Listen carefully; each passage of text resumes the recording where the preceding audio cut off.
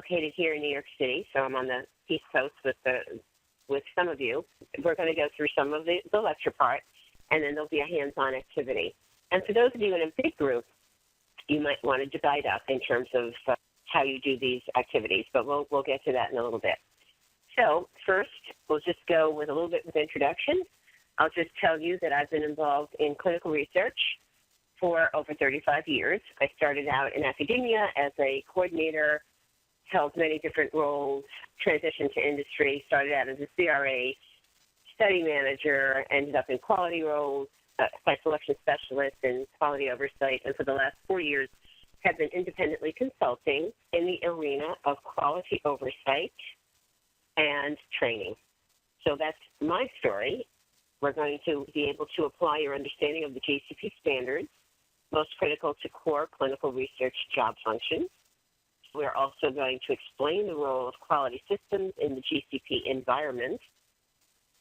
We'll be talking also about applying good clinical practices through critical thinking in the context of real-world clinical research scenarios and simulations, and that's what we're going to be doing towards the end of the session. And then explaining the concepts of root cause analysis and corrective and preventive action plans to improve site and sponsor performance and compliance. So, yeah, we are going to go through the process. I'm sure most of you are familiar with root cause analysis and CAPAs, but we'll go through the process. We'll show you a couple of different techniques for root cause analysis. Some you may know, some maybe you don't, or maybe not as familiar with. And then we're going to employ those in some of our activities as we move forward. So let's first talk about why we do things in a certain way that we do them. So if we can start right down here at the bottom of this pyramid, we first have our ethical principles.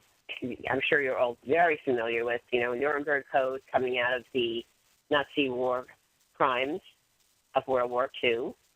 And that's the first time you start seeing that we're going to have something like an informed consent process in place.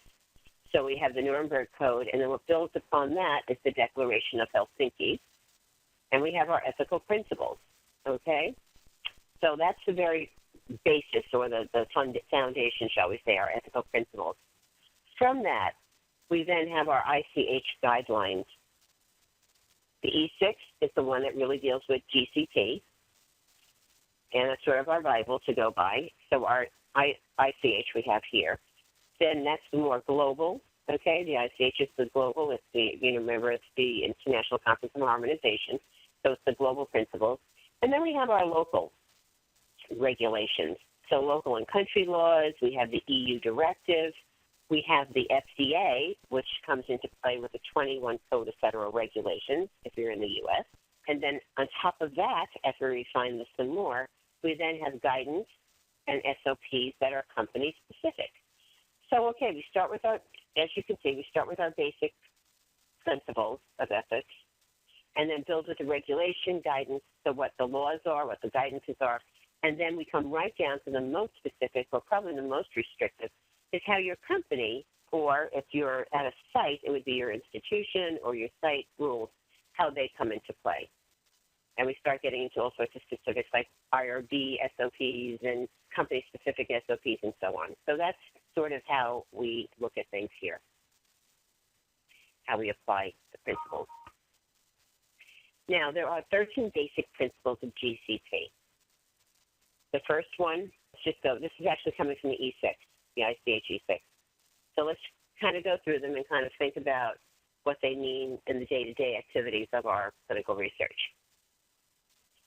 So number one here is that clinical trials should be conducted in accordance with ethical principles and so on. You can read that.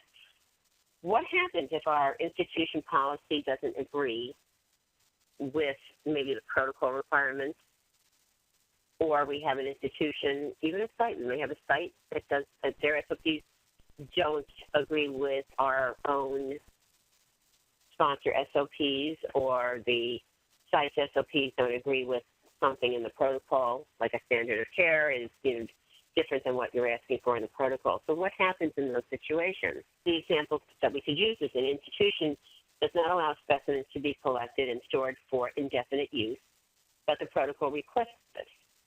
So can we do the study?